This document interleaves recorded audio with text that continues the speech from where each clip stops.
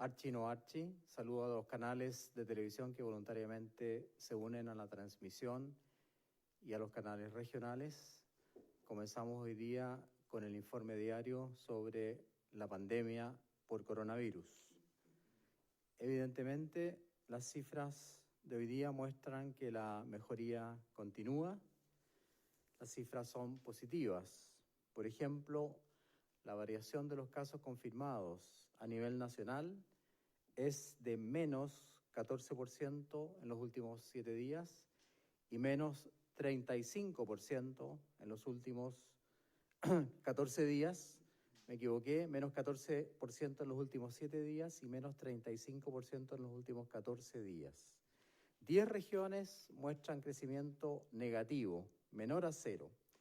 Además de eso, la tasa de positividad de los exámenes de reacción de polimerasa en cadena, PCR, ha bajado a 18% por primera vez en mucho tiempo y es la baja promedio más importante de los últimos 7 días.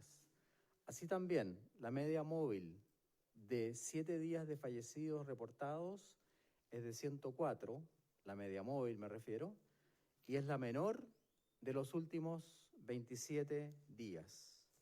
Por lo tanto, estamos obviamente continuando con la que hemos llamado leve mejoría, moderada mejoría, y quiero informar también que las medidas de desconfinamiento, por ejemplo, se deciden siempre en base a información y en base a ciertos parámetros, que son, por ejemplo, tener una ocupación del 85% de camas UCI a nivel nacional, o menos, obviamente, y en la región correspondiente eso tiene que ser así, menos de 85% de ocupación de camas a nivel de la región donde se toma esa decisión.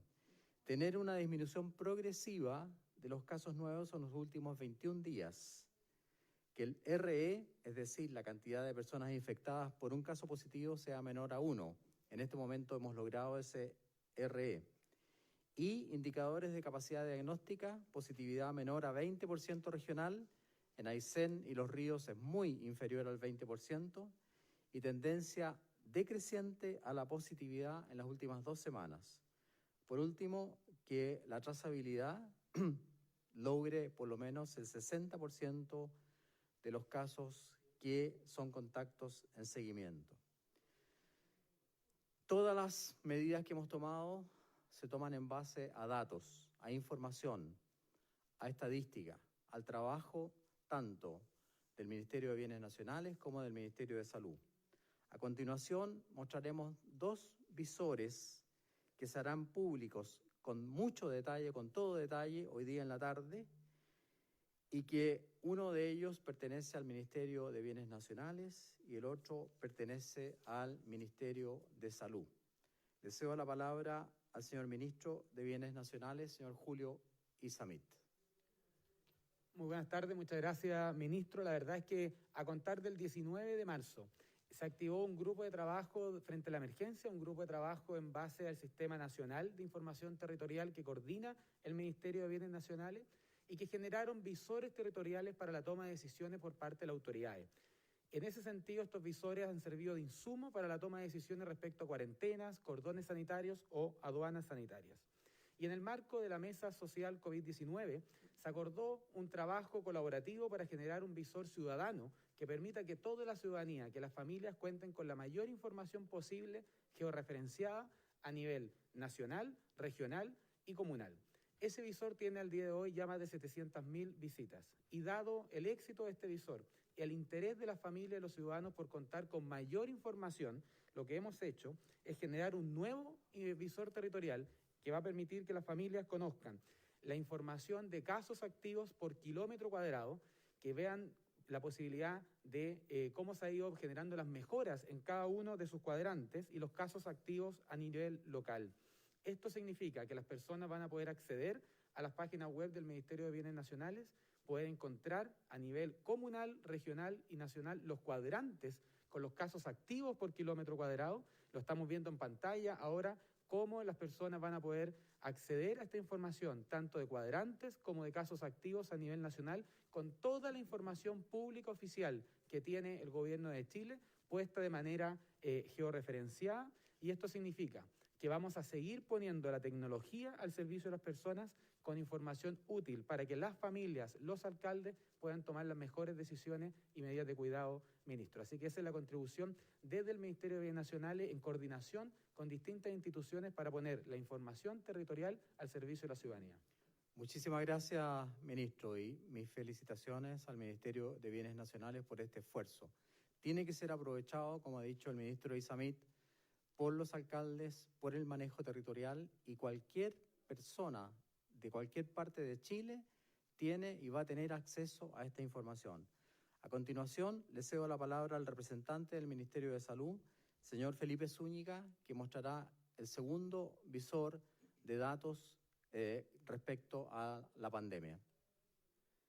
Bueno, señor ministro, a mediados del mes de marzo se activa un equipo de gestión de información territorial compuesto por geógrafos y geógrafas que diariamente georreferencia los casos activos de la base de datos de Bivigila.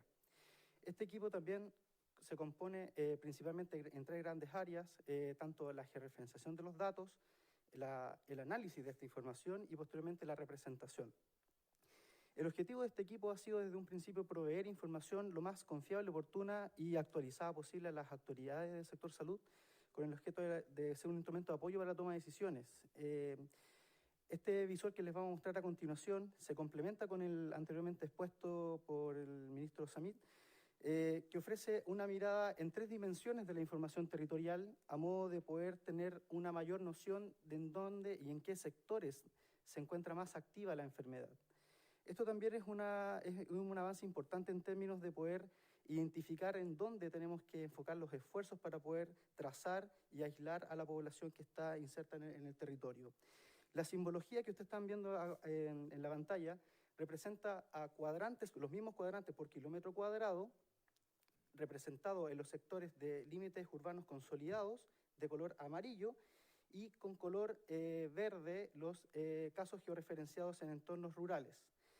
La altura de cada uno de estos cuadrantes equivale a lo que es la cantidad de casos que están presentes en el territorio. Podemos visualizar la diferencia que existe entre las determinadas regiones del país, los principales centros poblados en relación a la región metropolitana, y esperamos que esta información, y como equipo esperamos que esta información sea de mucha utilidad para las organizaciones y las instituciones que son parte de los mecanismos de respuesta de la pandemia.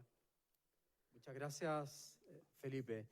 La verdad es que esta información, ambas páginas web que hemos mostrado, son fundamentales también para la toma de decisiones. Y como he dicho, van a quedar al alcance de cualquier persona que quiera visualizar estos números, especialmente al alcance de los alcaldes.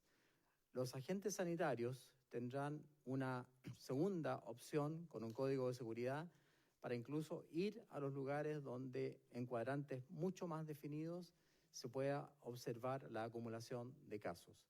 Creo que esto demuestra el esfuerzo que ha hecho el Ministerio de Bienes Nacionales y el Ministerio de Salud para transparentar la información, y en el segundo caso, lo que ha hecho el Ministerio de Salud asegura que estamos haciendo la trazabilidad correspondiente para ubicar aquellas regiones donde se acumulan más casos, y eso permite tomar decisiones, como por ejemplo trasladar pacientes, enviar ventiladores, reforzar la atención primaria, invertir en trazabilidad o en nuevos profesionales de la salud. Por lo tanto, toda la información que ustedes ven y a la cual pueden acceder desde su propio hogar está al alcance ahora también de la sociedad. Quiero hablar un minuto sobre la resolución sanitaria que pone en vigencia el cordón sanitario para Aysén y Los Ríos. Esta autorización sanitaria o resolución sanitaria tiene como fecha de inicio el lunes 13 para que obviamente las autoridades se organicen y se puedan tomar las medidas necesarias para el desconfinamiento de las regiones de Aysén y de Los Ríos. A continuación le doy la palabra a subsecretario Zúñiga los dos Zúñiga están aquí en el extremo, para que nos relate las cifras de hoy día. Buenos días, ministro. Buenas tardes. Ya.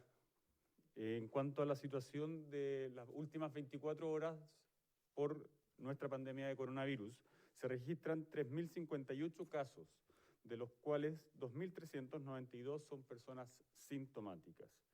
En cuanto a la cantidad de contagiados totales, desde el día 3 de marzo, cuando tuvimos nuestro primer caso, ya llevamos 309.274 casos, con 278.053 personas que se han recuperado.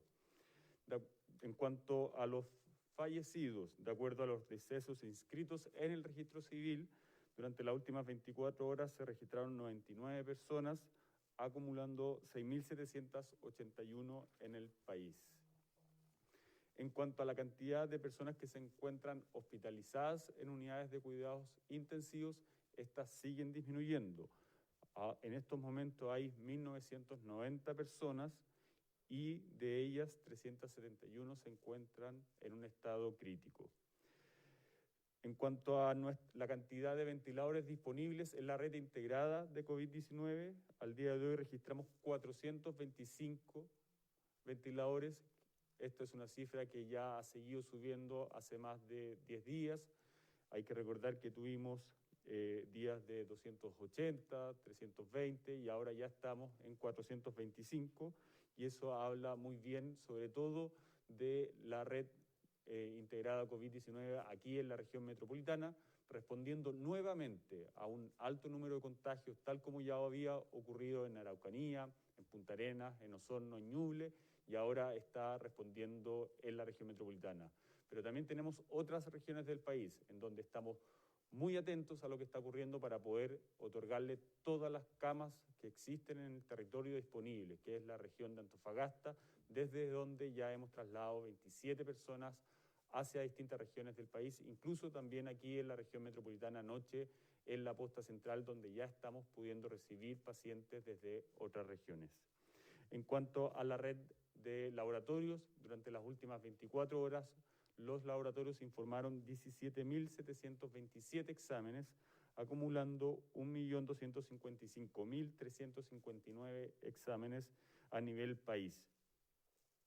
Finalmente, en cuanto a residencias sanitarias, tenemos al día de hoy 153 establecimientos con 1.029 cupos, de los cuales 5.712 se encuentran ocupados. Reiterar, y para finalizar, el número al cual las personas deben llamar para poder acceder a una residencia sanitaria, el cual es el 800-726-666. Eso es todo en cuanto a la cuenta del día de hoy, ministro. Muchas gracias, subsecretario. Pasamos a las preguntas. Buenos días. Muy buenas tardes a todos. Buenas tardes. Subsecretario Zúñiga, el centro hospitalario Huechuraba o Espacio Riesgo se decía que costaba 26 millones, luego que era más barato incluso que lo que costaba un parlamentario, pero hoy se conoce un segundo contrato que haría aumentar los costos hasta 1.600 millones incluso de pesos. Un contrato que ha sido cuestionado por la Contraloría, que dictaminó que es ilegal. Señalan desde el Servicio de Salud Metropolitano que estos contratos se complementan, que no se incurriría en esta ilegalidad. Sin embargo, lo que dice Contraloría es que hay una cláusula que se repite en ambos contratos, que es la habilitación y mantención de la infraestructura básica, y que por eso se duplican estos costos y que además se detectó que se está realizando un sobreprecio, se está pagando más caro algunos servicios de lo que normalmente cuestan en el mercado. ¿Cómo se explica esto? Y también, ya que se conoció un segundo contrato que aumentaría los costos que se habían anunciado, ¿hay más contratos? Muchas gracias por la pregunta. Subsecretario Zúñiga responderá a esta pregunta sobre Espacio Riesgo. Quiero ser muy claro en esto. Hay un contrato en donde se establece un arriendo por un galpón, por un terreno, en donde nosotros teníamos que transformar eso, una bodega, un galpón, en un centro hospitalario. Por lo tanto, un primer contrato va al arriendo de ese galpón, de esos metros cuadrados establecidos con un precio fijo, que dimos cuenta que es de 6.000 pesos aproximadamente mensuales por metro cuadrado.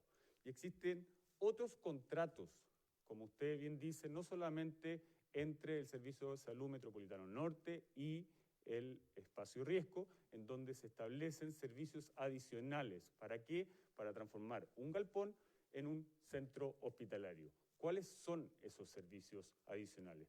Nosotros necesitamos en los hospitales aseo, necesitamos vigilancia, necesitamos climatización, necesitamos enfermería, necesitamos alimentación. Todos estos servicios adicionales que hacen transformar una bodega en un centro hospitalario son contratos que se hacen no solamente con el Centro Hospitalario Huechuraba, sino que también se pueden hacer con otras empresas, como es el caso de la alimentación y como es el caso de los servicios clínicos. Por eso podemos transformar una bodega en un centro hospitalario. ¿Qué es lo que nos ha permitido? Ya hay más de 500 personas que han egresado de este centro hospitalario y que hoy día se encuentran con sus familias a propósito de esta pandemia de coronavirus.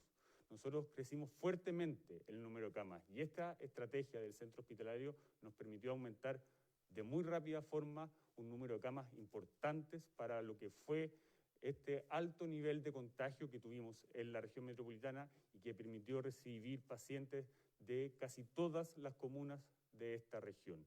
Y esto ahora queda disponible también para poder recibir pacientes desde otras regiones que también puedan requerir de un mayor número de camas. Obviamente, Contraloría revisa cada uno de estos contratos y yo instruí al director del Servicio Metropolitano Norte que pudiese entregar toda la información y detallar todas las dudas que existan de parte de la Contraloría Regional de Santiago para poder, obviamente, esclarecer esto y que finalmente se haga una toma de razón por parte del contrato y eso permita, obviamente, pagar si corresponde.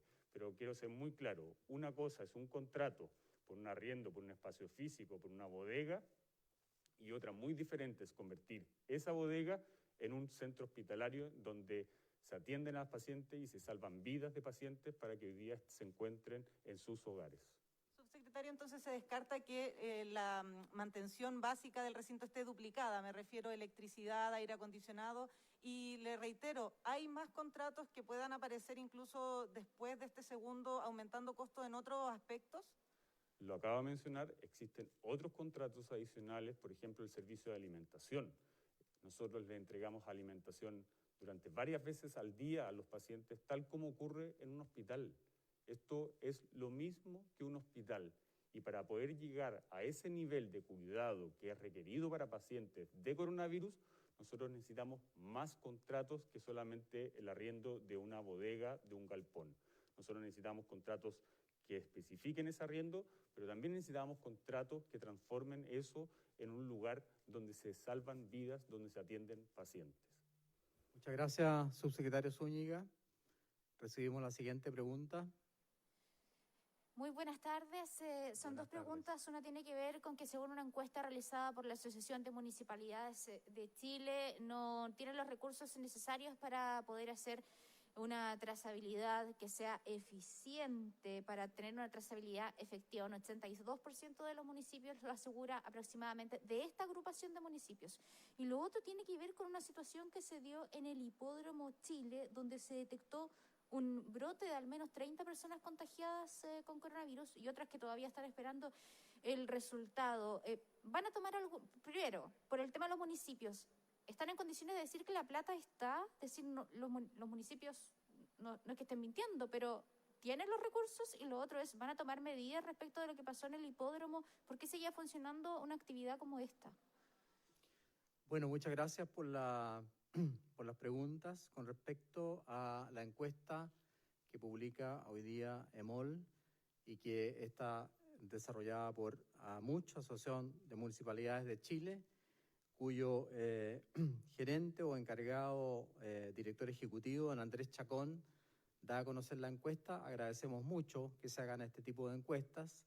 La encuesta abarca las fechas entre el 22 de junio y el 2 de julio de este año.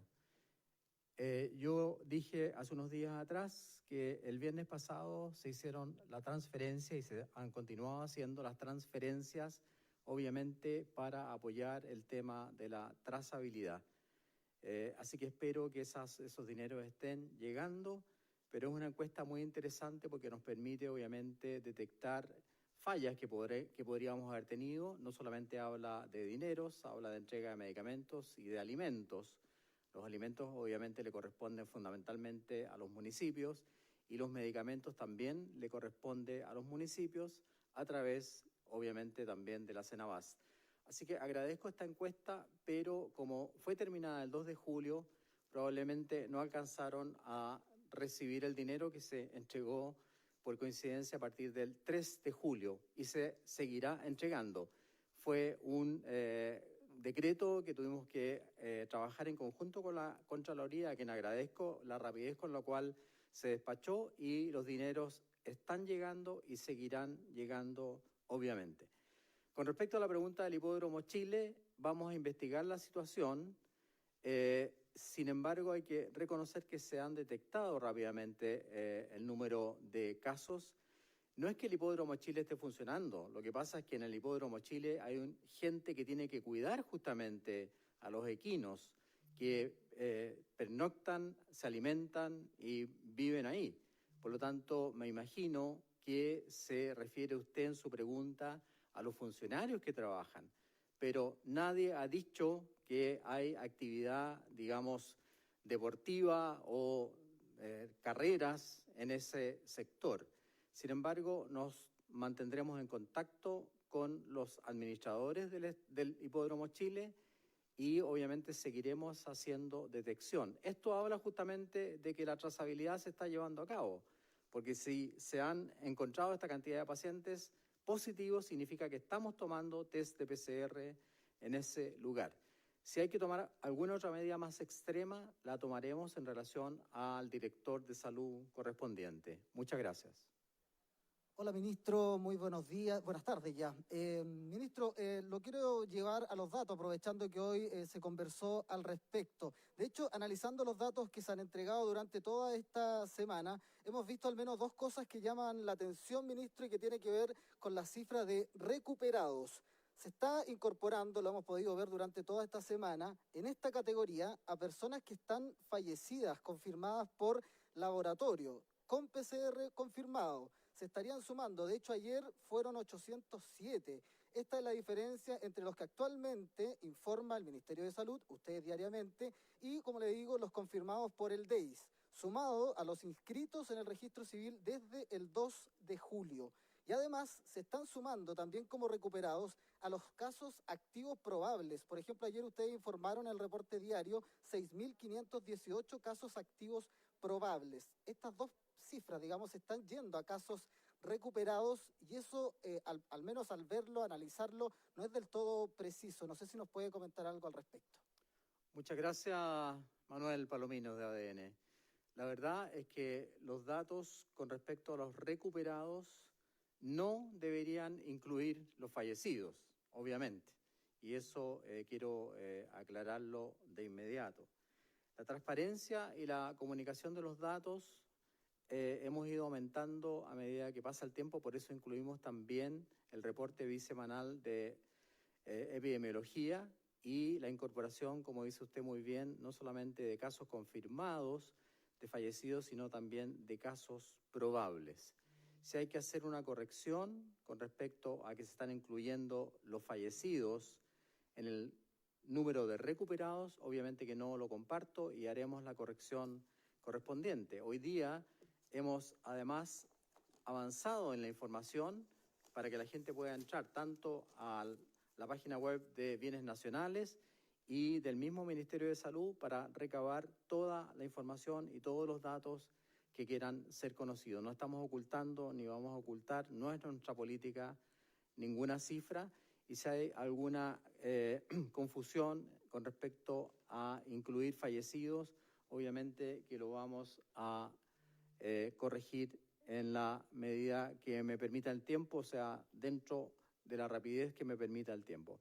Muchas gracias por su pregunta. Ministro, con los casos, digo, casos activos probables, los casos activos probables, ¿también se estarían contando dentro de los recuperados? Porque hicimos el cálculo y estarían ahí. Los casos activos probables son aquellos casos que tienen PCR no notificados, según usted. Se están informando todos los días en el informe diario. Pero No. se estarían sumando en el caso también de recuperados, en el total. ¿O eso usted lo descarta? No, esos se informan como recuperados una vez que han cumplido la cuarentena de 14 días. Mientras están en cuarentena todavía no se consideran recuperados, obviamente. Gracias. No, gracias a usted. ¿Preguntas? Sí, ministro, muy buenos días, muy buenas tardes ya a esta altura de la jornada. Preguntarle con respecto a la situación de, al comienzo de todo el proceso de la pandemia en nuestro país, se acusaba al gobierno, a las autoridades del momento, que había falta de comunicación. Para eso entonces se instauró la mesa COVID y también la mesa social COVID. Sin embargo, tras el anuncio del plan estratégico de desconfinamiento, desde el Colegio Médico han reiterado las críticas a la falta de comunicación, que esto no se conocía y que esto no se había informado en ninguna de las dos instancias. ¿Qué se puede responder a ese cuestionamiento en particular? Y una segunda pregunta tiene que ver con el anuncio que hizo el alcalde de Recoleta, el alcalde Jadwe, con respecto a el ingreso de un medicamento ruso denominado Avifavir. ¿Qué información médica tienen ustedes como Ministerio de Salud sobre este medicamento y si tiene ya alguna autorización como para poder ingresar al país ese medicamento? Muchas gracias. Gracias por la pregunta. Con respecto al desconfinamiento, hoy día en un diario de circulación nacional aclaro varias de esas dudas. Desconfinamiento es una etapa que solo se puede aplicar en los lugares donde no hay cuarentena. Yo creo que ahí ha habido una confusión de parte de algunas personas que son entrevistadas. En los lugares donde no hay cuarentena, nosotros obviamente hemos implementado un plan de desconfinamiento que tiene varias etapas. En este momento, y está publicado también hoy día en el mismo diario, las etapas. En este momento, la subsecretaria de Salud Pública, doctora Paula Daza, está justamente en la mesa social COVID-19 dando a conocer este plan de desconfinamiento. Ahora, cuando la autoridad sanitaria toma una medida como esta, que es una medida muy inicial, muy paso a paso, con mucha responsabilidad, con mucha humildad, obviamente que si hay más gente que quiere tomar conocimiento de estas medidas, las corregiremos esa metodología en lo sucesivo. Creo que los intendentes, los alcaldes, los seremis, a veces los parlamentarios también, tienen que ser informados al igual que los gremios, no solamente el Colegio Médico. Por lo tanto, esta medida de desconfinamiento, que es una medida que permite tratar paso a paso, permitir que levantemos Chile, obviamente que queremos en la próxima oportunidad comunicarla con más antelación y a la mayor cantidad de personas. Con respecto al medicamento que usted me cita, que es un medicamento ruso, tenemos conocimiento de aquello. El Ministerio de Salud, a través de su unidad de estudios, ya hizo la revisión sistemática del medicamento. En la literatura hay solo 2 revisiones sistemáticas y hay un estudio primario experimental. Todos los medicamentos en Chile que quieran ser entregados, usados, vendidos o donados, tienen que tener una autorización del ISP, como lo hemos dicho, se lo hemos dicho al alcalde Jadwe y él lo ha entendido muy bien. Y además, en el caso de los medicamentos nuevos para el ataque del coronavirus, nosotros también le pedimos siempre la opinión al grupo de expertos en pandemia del Ministerio de Salud. Pero el doctor Juvenal Ríos, que es el revisor de las publicaciones en el Ministerio de Salud, me hace llegar esa información. Hay solo 2 revisiones sistemáticas a nivel mundial y hay un estudio primario que hay que analizarlo con calma sobre los efectos de este medicamento. Sí, estamos analizando obviamente estos documentos. Ministro, pero ¿basta con solo esos 2 documentos o 2 estudios para poder determinar el ingreso de un medicamento? Porque se lo pregunto porque hubo también intención de aplicar hidroxicloroquina, por ejemplo, y ya vimos todas las reacciones que hubo y la situación que ocurrió justamente con esa decisión también. Bueno, por eso le decía que además de esta revisión que hace el Ministerio, además de la opinión del grupo de expertos, aquí la institucionalidad funciona en base al ISP. El Instituto de Salud Pública es el que autoriza el ingreso, comercialización, venta o donación de medicamentos. Hola, ministro, ¿cómo está? Hace pocos momentos hubo este consejo de gabinete, reunión de gabinete para limar asperezas en la relación entre el gobierno y Chile Vamos. Usted como ministro de Salud, ¿qué le parece estas relaciones que se están generando al interior del gobierno? Y así también, ¿usted cree que esto está desviando el foco de lo importante que es preocuparse de esta pandemia? No me puedo pronunciar acerca de esa reunión a la cual ni don Julio Isamit, que también es ministro, y el que habla, no hemos asistido. Yo creo que corresponde, obviamente, al Ejecutivo o al ministro del Interior responder a esa pregunta. De ninguna manera esto va a permitir cambiar la visión o cambiar la importancia que tiene el manejo de la pandemia. Para el presidente de la República, en este momento, es muy importante el manejo de la pandemia. Todos los días nos reunimos con él.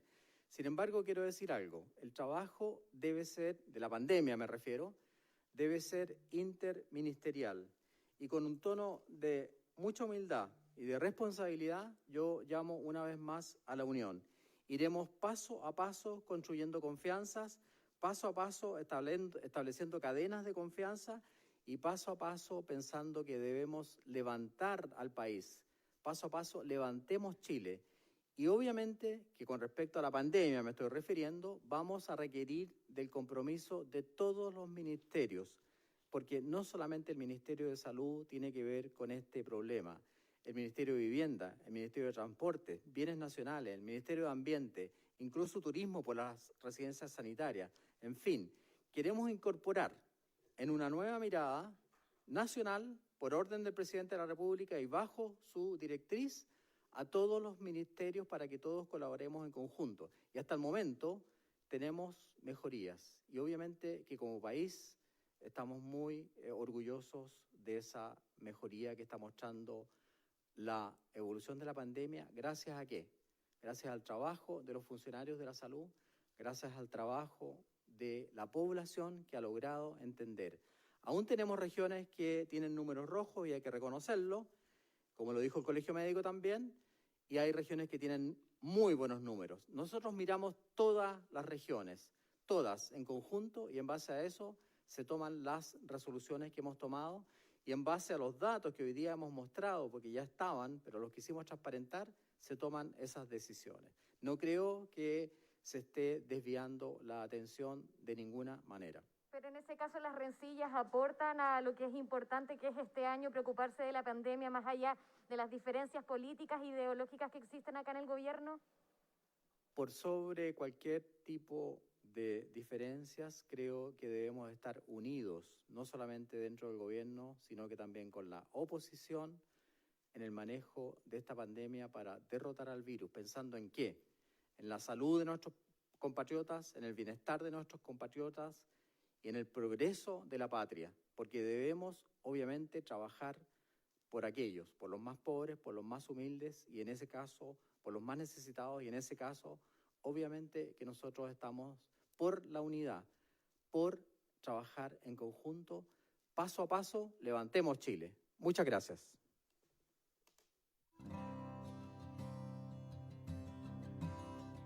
Transmitió el Gobierno de Chile. Agradecemos a los canales de televisión y radioemisoras que integraron esta red voluntaria.